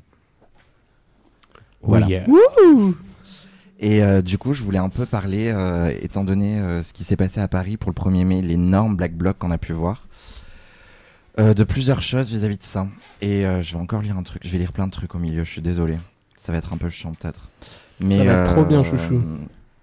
Je voulais d'abord dire que, en parlant des Black Blocs, que je nie pas l'utilité de la tactique que c'est, et que ça a eu en 2016 contre la loi El Khomri, notamment l'efficacité de désactiver l'inefficacité, voire la complicité parfois, entre les syndicats, les partis politiques et le gouvernement, et particulièrement le ministère de l'Intérieur. Coucou Gérard Collomb, oui j'appelle à l'insurrection.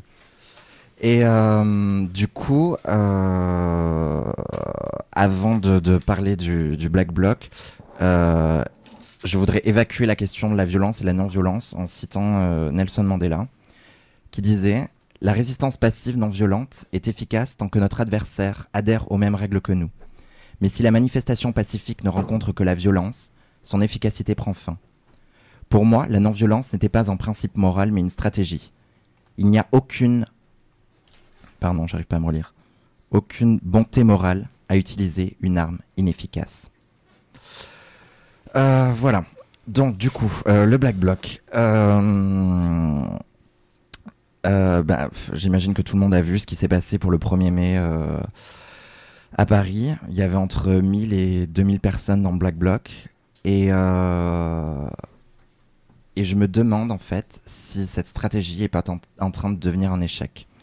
Pour plusieurs raisons. La première, c'est juste une raison de fait.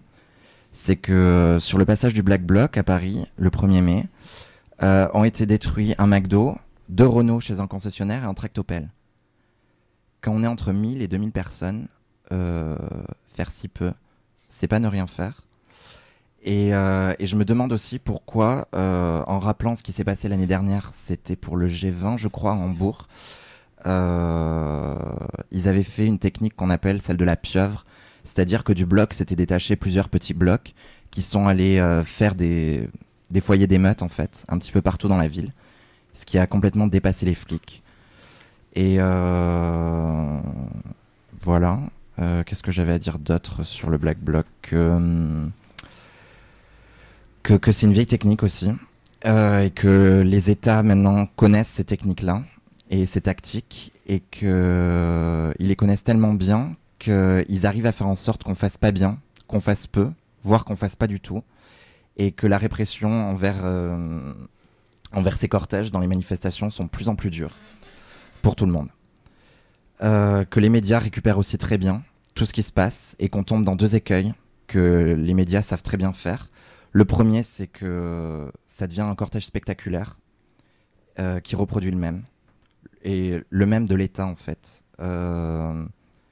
Que, en fait, ça fait des années que quand on manifeste en Black Bloc, on porte un uniforme. Et c'est assez dommageable. Et ensuite, la question que je me pose, puisque c'est une tactique de manifestation qui souhaite, par l'action directe, impacter les gens et engager les gens aussi dans les manifestations à ne plus vendre des saucisses merguez avec la CGT et d'autres syndicats. Pourquoi on n'attaque ni les institutions, ni les lieux de pouvoir, ni les préfectures? Pourquoi il y a quasiment de moins en moins de blocages et de sabotages? Et c'est une tactique en fait qui me paraît devenir automatique et qui finit par être une espèce de superficialité masculine et une forme qui se renouvelle pas. Et une forme qui se renouvelle pas, je crois que ça devient en fait les manifs dans lesquels on se fait tous chier. Et c'est aussi la multiplicité des tactiques qu'on peut avoir en manifestation qui vont faire qu'on ne reproduit pas ni les violences de l'État, ni un virilisme sous ses traits les plus hétérosexuels et les plus blancs. Et du coup, pour contrebalancer ça, qu'est-ce que je me suis un peu perdu. On pourrait dire qu'on a une alternative infinie de styles en fait en manifestation, qu'on peut se masquer différemment, qu'on peut se déguiser différemment et de plein de manières, qu'on peut se maquiller même, beaucoup. Et ce que je pourrais faire d'ailleurs en parlant de ça, c'est vous lire des extraits d'une interview qui a été faite d'un militant de Bashback qui s'appelle Louis Vuitton et qui proposait un moratoire sur les Black Blocs. Et je vais vous lire plusieurs extraits. Il dit « Quand on pense aux Black Blocs, on pense à ces généraux de guerre anarchistes, tout droit sortis d'un film de 1999, assis dans une pièce à écrire sur des murs en verre, en criant des séries de données chiffrées avec en fond une étrange lumière rouge thromboscopique. Coucou Matrix. » Et il dit cette autre chose aussi qui je trouve plutôt sensée. Je pense qu'on devrait juste faire, et que je trouve très juste, je pense qu'on devrait juste faire un moratoire sur le Black Bloc pour quelques années, genre 5 ou 10 ans. Ça nous donnerait une chance d'expérimenter, d'innover, de nous dépasser, et après cette vingtaine d'années, comme on vient de le dire, se dire « Eh, au fait, pourquoi on ferait pas un Black Bloc? C'était vraiment une idée d'en faire, ça, tu te rappelles ?» Et on devrait recommencer. Alors oui, on retentera, oui, on refera, et peut-être même différemment. Mais là, actuellement, ça devient extrêmement suspect aux yeux des luttes qu'on mène quand on est queer ou racisé. Du coup, on peut parler de choses dont on a déjà parlé dans l'émission, notamment de la tactique du pink bloc, qui pourrait venir remplacer le black bloc. C'est une des idées. Et on pourrait en faire des énormes. Avec des mecs en talons, des meufs en drag king, des gens tellement maquillés qu'on ne reconnaît même plus leur visage. Et ce serait d'énormes cortèges offensifs et colorés. Et ce serait vraiment chouette. Et Banco. Ouais, exactement. Et pour finir, sur ce que j'ai à dire là-dessus en tout cas, là actuellement on est en train de combattre un fascisme, un véritable fascisme qui est mou, total, doux et visible. Et c'est ce que nous propose Emmanuel Macron. Il nous propose une dictature plate, froide et technique. Et moi je propose comme première imagination, comme premier moyen d'action, en plus des blocages, des sabotages, des grèves, des créations de lieux de vie, l'abolition totale des cortèges de tête et des black blocs au profit d'un carnaval de tête. Comme ils ont pu faire à Nantes, vous irez voir sur leur page Facebook Nantes Révoltée, ils avaient fait un carnaval des enragés la semaine dernière qui était très beau, où il y avait des gens déguisés en légionnaires romains, des gens déguisés comme les braqueurs de la Casa des Papel, pour ceux qui ont vu la série, des pieuvres, des personnages en papier mâché, des confettis, ce qui ne leur a pas empêché d'ailleurs d'aller bloquer des lieux de pouvoir ou d'aller jeter des pavés dans les vitrines. Et du coup, j'appelle donc à un carnaval de tête, à un espèce de freak show, à une parade monstrueuse géante, au corps de la contestation et de la machine de répression. Et ça ferait vraiment du bien. Voilà. Wouh! Je sais pas ce que vous avez à en dire. C'est un peu l'appel du général de Gaulle, mais en version queer, quoi. Je le prends pas du tout comme une insulte. Je le prends comme une insulte. Ah oui. Il y a- Alors, qu'est-ce il y a à un- dire? Qu'est-ce qu'on peut dire? Il y a un truc là-dessus chelou, moi, dans les Black Blocs en plus, et j'ai l'impression, enfin, notamment dans la vague post-insurrection qui vient, c'est qu'ils ont l'impression. C'est des gens qui ont l'impression d'être des rebelles de banlieue, avec une image complètement exotisée et fantasmée de ce que c'est une personne en banlieue, qui, moi, me gêne un peu. En fait, ils ont l'impression, dans le clip de Stress, qui est méga raciste, de Justice, là, vous irez voir. En fait, ils ont l'impression de faire ça, et ils mettent des trucs Adidas. Et en fait, moi, j'ai rien contre ça en soi de se prendre pour je sais pas quoi, mais bon, enfin, au bout d'un moment. Bah, en tout cas, c'est ça qui est visible, quoi, aujourd'hui. Clairement, on n'est plus dans... Enfin, on est dans une insurrection qui est incontrôlée, mais qui reproduit tous les trucs oppressifs et du même. Et puis surtout, ça permet pas à d'autres personnes intéressées par les luttes de pouvoir se joindre justement à des cortèges différents. Enfin, en reproduisant finalement des choses virilistes et tutti quanti, là, on n'a pas envie d'y aller. Enfin, qui en tant que meuf a envie d'y aller déjà? Qui? Enfin, je sais pas. Puis les gens dans la rue, et puis d'autres qui sont un peu plus universalistes, tutti quanti, là. Non, il y a d'autres choses à faire quand même. À un moment. Prendre un pieu, une arbalète. Ouais. Pas faux. Robin des Bois, quoi. Si, pas Robin des Bois. Justement, ce que tu dis par rapport aux meufs, c'est que des meufs dans les Black Blocs, il y en a, mais en Ouais. fait, il y en a très peu. Très peu. Et ou en tout cas, c'est clair que en tant que meuf, c'est difficile d'y avoir accès parce que il y a une espèce de violence dans l'esthétique qui moi ne me dérange pas forcément enfin c'est pas la violence ne me dérange pas, au contraire je trouve que dans le Pink Block on peut avoir aussi une certaine violence esthétique même avec de la couleur, mais en fait c'est plus que, enfin c'est une violence esthétique hétéronormée effectivement, et c'est ce que tu disais, et masculine, et c'est ce que tu disais très bien du coup, et effectivement, remettre en question le Black Bloc, c'est remettre en question l'imaginaire et dire bon bah voilà, qu'est-ce qu'on peut faire maintenant autre, et effectivement aussi pour une raison qui est stratégique de c'est bon, on a compris, les flics ont compris, enfin donc voilà, quel est l'intérêt de continuer là-dedans? Est-ce que voilà, on peut pas se poser des questions à un moment donné pour déjouer ça, et parce que le Pink Bloc par exemple, on le voit, ça mais le Pink Bloc ou autre, voilà, nous c'est aussi, on parle des pratiques qu'on peut avoir, mais ce qu'il y a avec ça, c'est qu'en tout cas ça interroge, ça pose question, il y a un flou qui se crée, et qui vient contrebalancer aussi avec par exemple tous les syndicats, etc. Quand on défile, il y a autre chose qui s'installe, et il y a une violence mais qui est plus floue, et qui du coup peut aussi, j'ai l'impression, peut-être que je me trompe, mais peut aussi créer un espèce de dialogue qui est un peu rompu avec le Black Bloc, enfin peut-être je me trompe, mais je sais. Ce que je veux dire, c'est que genre le Black Bloc, enfin par exemple des personnes qui pourraient être attirées par ce genre de choses un peu violentes et dire bah ouais, moi aussi j'ai envie d'aller péter des choses, etc. Il y a plein de gens qui du coup n'osent pas y aller et n'osent même pas venir en discuter en manif ou etc.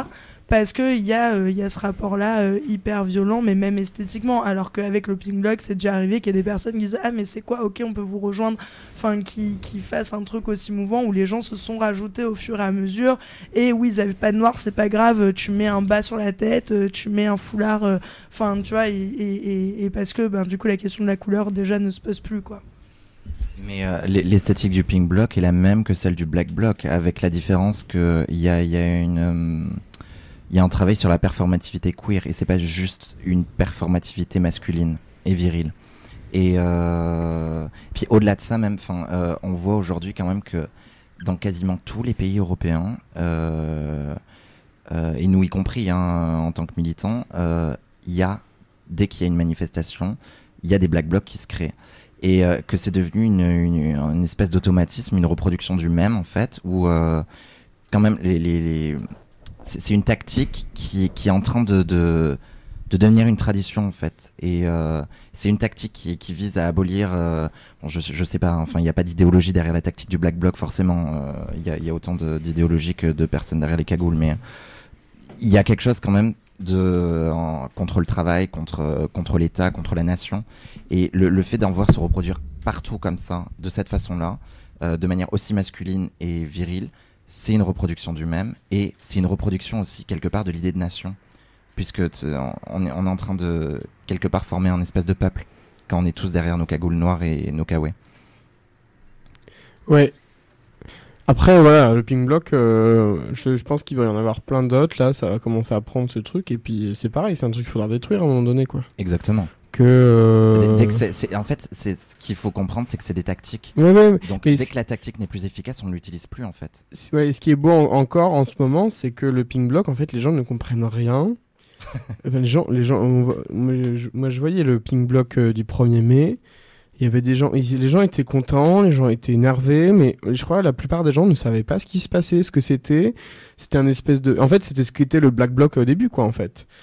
Et c'était... Ouais. C'est possible un pink block qui se reproduit de la même manière? Moi je crois pas. Le concept du black bloc, c'est qu'il soit hyper normé dans sa virilité, dans son costume et dans son mode d'agir. Le concept du pink block, c'est que c'est beaucoup plus... Enfin, j'ai l'impression. Après, peut-être, c'est difficile de prévoir l'avenir de à quoi ça ressemblerait quand il y aura plein de pink blocs. Je suis persuadé qu'il y aura une esthétique des pink blocs qui va se développer. Bien sûr, et puis ça peut se normaliser, en fait. Et tout peut se normaliser, c'est très facile. Et à partir de quand on juge que c'est plus efficace? Dans 2 ans.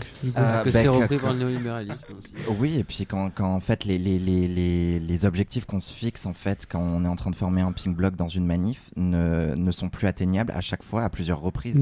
Comme ça arrive avec le black bloc. Enfin, moi, ça m'a frappé, en fait, parce qu'on a tous là participé à des black blocs quasiment, enfin je sais pas, mais je pense, mais il y a j'ai vu la différence quand même notable qu'il y a eu entre celui du 1er mai à Paris et celui qui avait été fait à Hambourg pour le G20, quoi. Celui de Hambourg avait réussi quelque chose au niveau de l'émeute. Celui de Paris, je suis désolé, un McDo, de Renault et un tractopelle, en fait, moi j'appelle pas ça une émeute. José Bové l'a fait, hein. Oui, voilà, exactement. Enfin, Oui, il est peut-être temps de dépasser cette espèce d'expression de on est fort, on est grand, on est nombreux, et puis on va tout détruire pour au final faire ce qui s'est passé.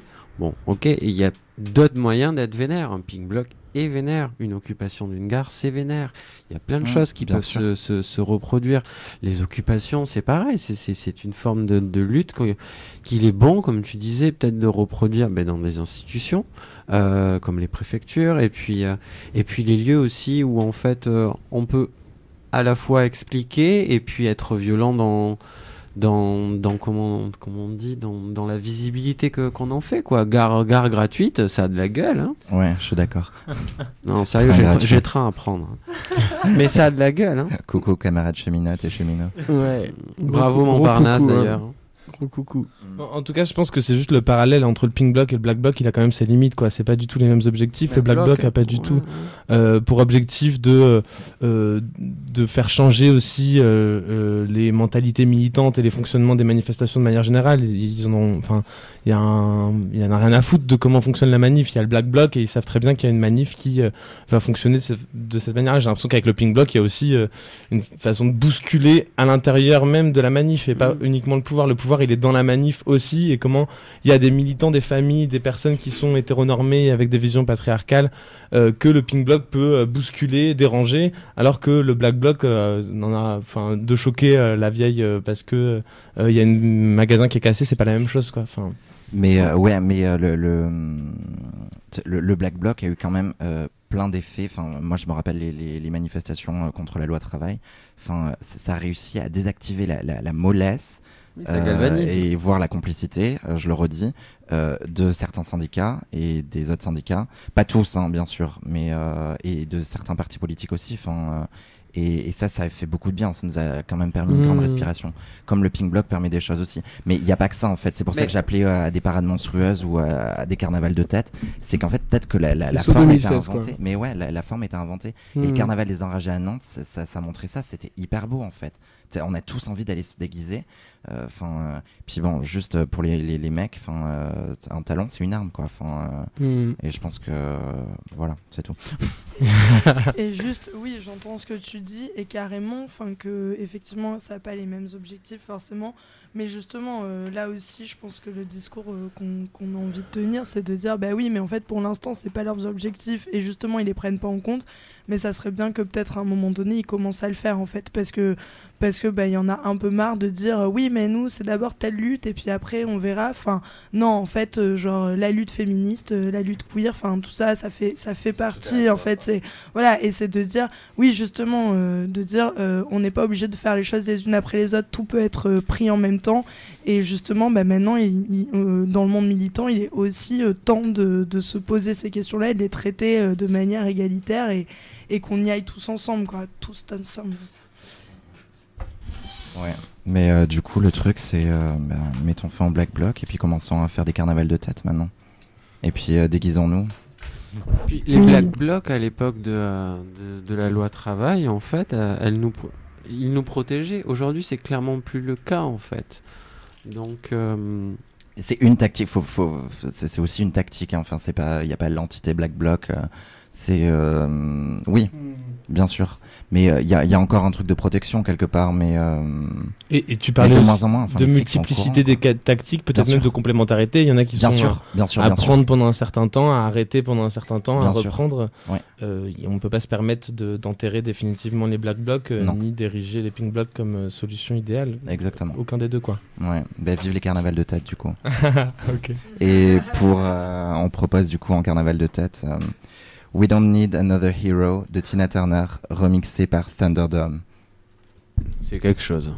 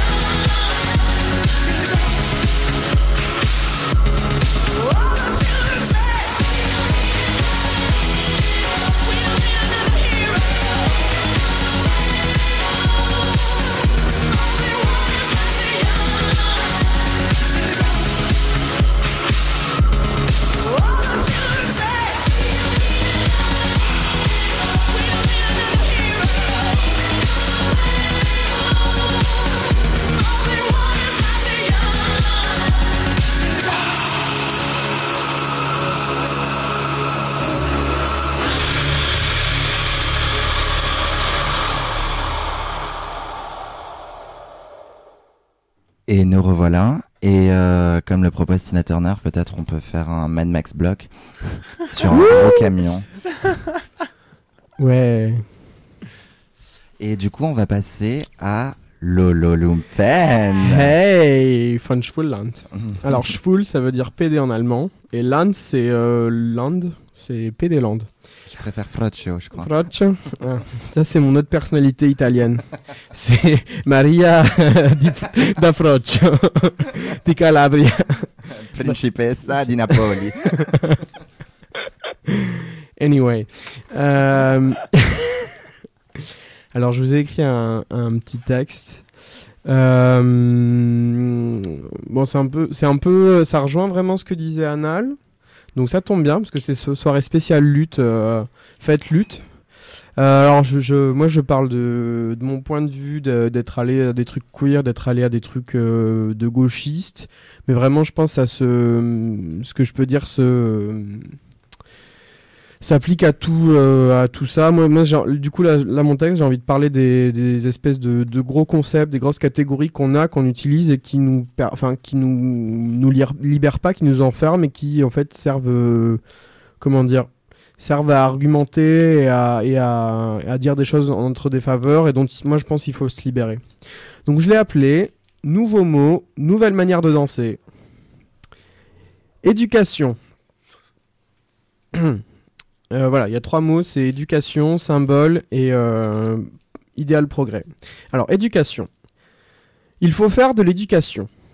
Pourquoi, en me rendant à des conférences, débats, angoisses sur le queer, ai-je si souvent entendu cette phrase prononcée comme une évidence ? Je ne comprends pas pourquoi, parce que la plupart du temps, quand ils font leurs conférences, définitions, leurs débats, définitions, leurs tracts, définitions, la plupart des protagonistes sont des personnes qui savent déjà très bien tout ça. Je cite, « Il faut éduquer le mec cis hétéro-blanc ». Elle est drôle cette mise en scène, pièce de théâtre écrite à l'avance avec plusieurs personnages. Ceux qui parlent qui sont ceux qui délivrent la sainte définition, les professeurs. Ceux qui surveillent pour savoir si tout se passe comme prévu dans la délivrance du savoir, les inspecteurs.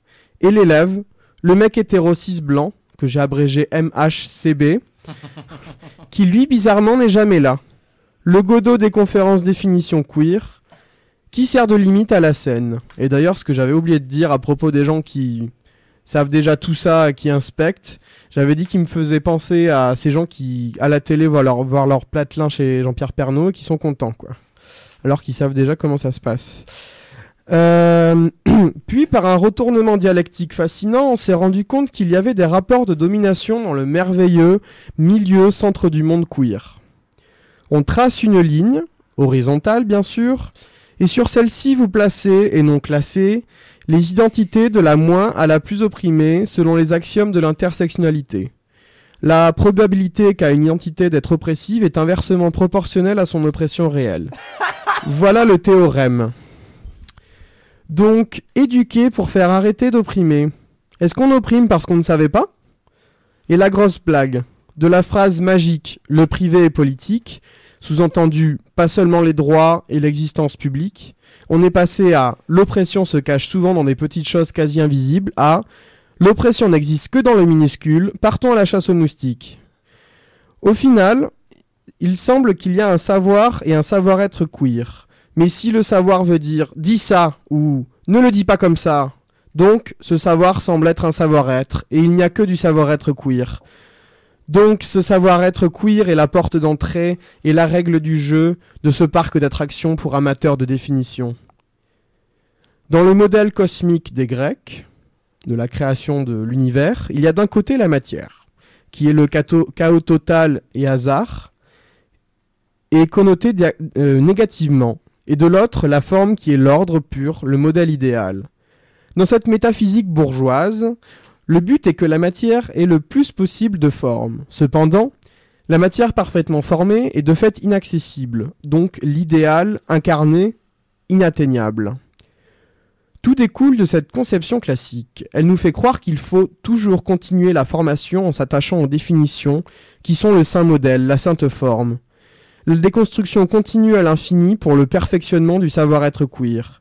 Elle nous fait croire à un progrès, car s'il y a un modèle à atteindre, il y a nécessairement des progrès à faire. Ce MHCB est en nous à différents pourcentages. Il y a un progrès dans la société pour sa disparition. C'est dit comme une évidence, Ça prendra des millénaires. La bourgeoisie queer fonctionne comme toutes les bourgeoisies pour maintenir son pouvoir. Elle fait croire qu'elle sert à quelque chose. Elle prétend vous libérer de l'hétéropatriarcat, mais en fait vous enchaîne et vous domine par son savoir. Brûlons l'université, brûlons Papa Queer, brûlons les définitions, et puis brûlons le feu et le pouvoir. Ça, c'était pour l'éducation. Maintenant. Symbole. C'est bien, il y en a qui suivent. Eh ben... On a dit quoi? Brûler les profs d'université? Pourquoi toujours réactiver la même histoire des forts contre les faibles? Nous serions les coqs qui chantons dans la merde, les braves paysans contre les vicieux barons. Burk. Nous rejouons la commune par rituel. Les pétards font le bruit des canons. Manifestation futuroscope. Petit plaisir avec les sièges qui bougent. Des sensations bizarres dans mon petit corps. On bloque la route quelques minutes, symbole. On occupe un amphi, symbole. On prend la tête de cortège, symbole. On se bat à coups de symboles, belle mise en scène. Parce que cette joute par le symbole est aussi codifiée qu'un combat d'escrime. On en appelle toujours à ces personnages et à ces histoires. Le mari dans le placard contre le peuple cocu. Le lièvre contre Erin Brockovich. Le symbole donne une signification aux choses. Ce n'est pas des gens habillés en noir, c'est l'insurrection. Ce n'est pas des gens qui se prennent la main, c'est la solidarité. On est saturé de sens à en vomir. Alors qu'est-ce qu'il faut faire? Plus de symboles? Pourtant ils ont une effectivité, parce que le pouvoir tient en partie grâce à des symboles. De nouveaux symboles? Avec un nouvel imaginaire? Oui, je pense qu'il faut faire ça. Peut-être plus Mad Max, plus des drag queens en colère, plus d'afrofuturisme, et plus jamais de peuple contre le roi, de Jeanne d'Arc, de mai 68. Tout ça n'est plus effectif, tout ça a été absorbé. Au final, l'important, ce ne sont pas les symboles, c'est que les monstres se rencontrent. C'était pour les symboles. Troisième partie. Idéal et progrès. Rien n'est plus fatigant qu'un idéal. On s'en approche, on s'en éloigne, mais jamais on ne l'atteint, car il est toujours trop bien pour nous. C'est le modèle même de l'insatisfaction. C'est un morceau d'infini dans un monde fini. Il guide nos pas, nous sert de norme. C'est quand le GPS dit « tout droit sur un nombre infini de kilomètres ». Le progrès, c'est se rapprocher de cet idéal. Alors, pas n'importe lequel, pas celui de manger le plus de beurre de cacahuète. Soit l'idéal capitaliste de capital infini, soit l'idéal de société socialo-merveilleuse ou anarcho-merveilleuse. On met de côté le premier.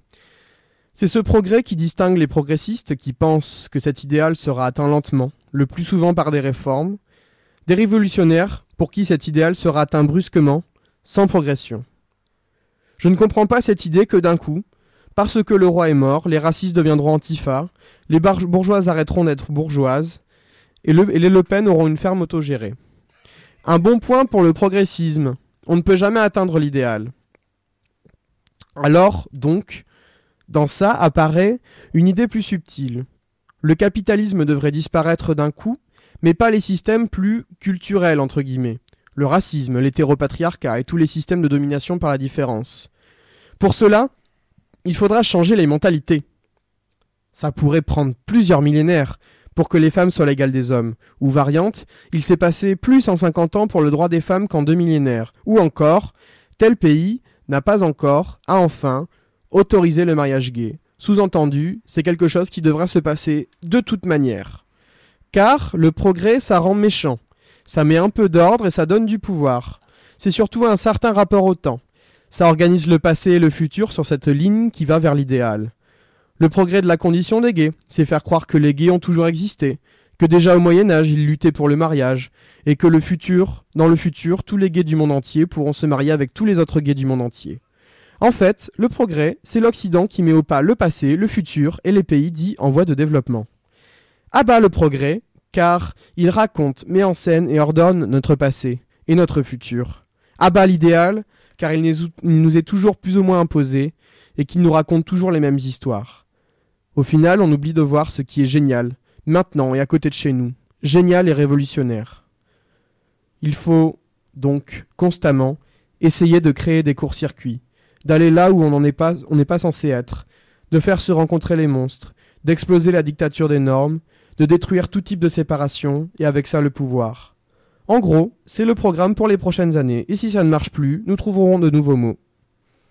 Bisous. Et ben voilà, Lolo Lumpen vient de foutre le feu. Voilà. Mais moi, en t'écoutant dire ton texte, j'étais en train de repenser à l'émission qu'on vient de faire là. Et je me dis, cette émission, ça pourrait être en manifeste en fait. Et ce serait un peu beau en manifeste à faire des soirées fabuleuses avec des drags, et où tout se passe bien.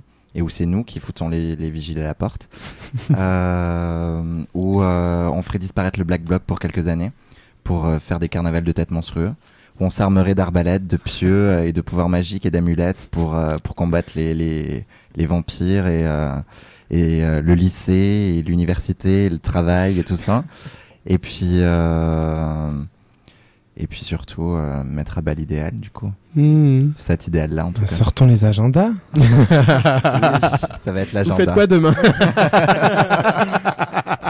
Il n'y a pas l'Eurovision Mais on n'a pas fait. Je n'ai pas le générique de mon agenda en fait. Agenda. Et basta. Et basta. Non, tu représentes plus tard, mais pour le moment, c'est pas toi et basta. À bas l'idéal. Pique notre place. Donc, qu'est-ce que nous avons dans l'agenda? Eh ben, l'Eurovision, non? Ouais, Gigi. Alors, il n'y a pas grand-chose. Clairement. Des petits pétards en regardant l'Eurovision. Pardon, en ce moment, clairement, on est dans le vide. Voilà. Pour toi. Non, mais il y a des manifs qui doivent se préparer. Enfin, vous avez compris, quoi. Maintenant, les cortèges, tout ça. Les blocages sur les routes, ça suffit plus. Tu vas dans la gare, tu vas dans ta gare du Bled, là, et puis tu fais un truc. Bon. Mais sinon, si vous avez tous une téloche ou sur Plus, l'application France Télévisions, je pense que ça se suit en direct. Il y a quelque chose qui s'appelle Eurovision. Et l'Eurovision, mesdames et messieurs, ça casse les stéréotypes, bien sûr. Les stéréotypes d'abord de présentation. Parce que cette année, c'est qui? C'est Christophe Willem et André Manoukian, non? André Manoukian. Oh C'est là France là. Inter et M6 réunis. Deux mecs. Mais moi, je préférais le Marianne vivant. James et Stéphane Bern. Franchement, ça avait mais plus c'est de plus gueule. punchy, Il faisait quoi. que dire des conneries. Bon. Bon, et t'as ce soir la demi-finale sur France 4. Clairement, ça a commencé sans doute fini, d'ailleurs. On remercie France Télé de faire du si bon service public. Clin d'œil à Emmanuel Macron, qui Et n'est Delphine. toujours pas sorti du placard. Bisous à toi. Et demain, la deuxième demi-finale, toujours la même chaîne, toujours la même heure, mais nous on sera pas là, on sera devant la télé. D'ailleurs, à ce propos, j'aimerais dire un truc. C'est l'anniversaire de qui? Non, alors non, j'ai pas mon ordi à côté de moi, donc je peux pas savoir. Mais l'Eurovision, le problème, c'est que les 5 pays qui ont créé l'Eurovision sont directement en finale de fait, parce que c'est les principaux donateurs aussi. Et donc c'est pour ça... Bah, aussi parce qu'on est très mauvais, mais et c'est un peu pour ça qu'on gagne jamais. Et je On trouve a ça... eu une gagnante et j'aimerais qu'on lui rende hommage. Marie-Myriam. Mais il n'y avait pas l'Ukraine encore à l'époque, donc je comprends qu'on ait pu gagner. Et géopolitiquement, c'est hyper drôle et hyper intéressant, donc c'est un truc à suivre. C'est Et un peu le système capitaliste, non? Ouais, Parce ouais. que ceux qui ont mais là, créé, qui clairement, participent de facto et qui forcément vont gagner. Mais cette année, la France, grande nation macronienne, vive la binarité. a des chances de gagner comme tous les ans, bien sûr. Non, quand il y avait Angoune, il n'y avait pas de chance de gagner. Ah, C'est qui pour la France? C'est qui pour la France? Madame, monsieur. Sur la chanson Merci, avec un Y. Mercy. Prononcé à l'anglais, ça fait ça. Et c'est une chanson pour une migrante, Méditerranée, tout ça. Tu sais, les bons sentiments des blancs, quoi. D'accord. Voilà. C'est une blanche qui chante? Ouais, je crois. Ouais. Une blonde. Et une blonde. Madame, monsieur. Madame, monsieur. Il y a un D'accord. monsieur, mais lui, il est juste à la guitare. Et elle a sa carte à la République En Marche? D'ailleurs, Ça se passe comment? à je crois qu'elle adhère l'Eurovision, en ce moment, ouais. en fait, aucun instrument ne joue en live. Il n'y a que les voix qui sont en live. Ah, bah déjà, c'est assez terrible, heureusement. Hein. Ouais. Donc c'est drôle, ils font tous semblant. Bon, bref, voilà. Bref. Mais samedi, de toute façon, on sera là pour vous commenter en direct sur notre nouveau Twitter la finale, bien sûr, et ce sera toujours mieux qu'avec comment il s'appelle déjà, Christophe Willem et André Manoukian. Ce sera plus queer, quoi. Et On a un autre truc à annoncer aussi, non? vendredi, là, moi c'est un mec que j'aime beaucoup. Il y a Zero Wrist au Void.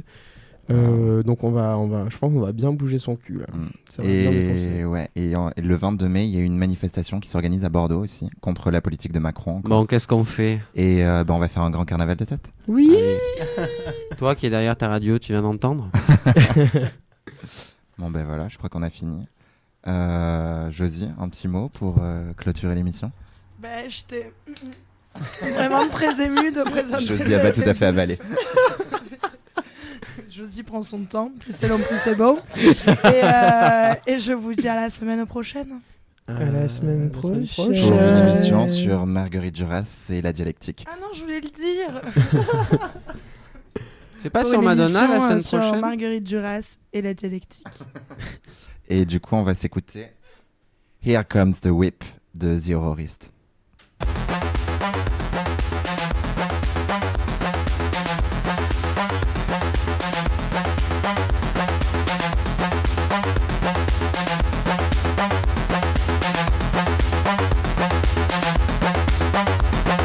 Watch your body shake with me. I turn you out. On the floor, on your knees. With chains I'm sure.